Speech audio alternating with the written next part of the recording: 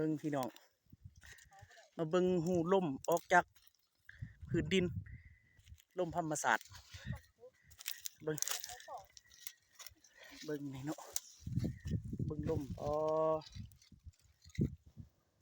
หูล่มออกจากธรรมศาสตร์เลยพี่น้องเอานี่ใส่มึงเนาะความแห้งเนาะตั้งเสียบตั้งเลยมันถึงแปลวลมดีดักฮะบ้ามันลูบนะ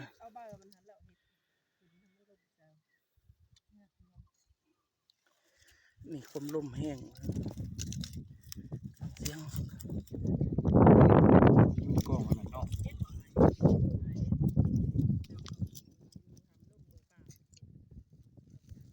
ใช่นี่เบิ่งมันยังในความลมแห้งเนาะ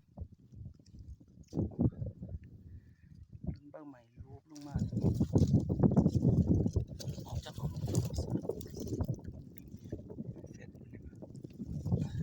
มีกล้องย้อนลงเนาะเบิ่งเอางานน่ะมากาง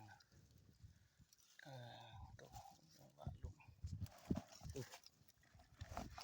ตัดดู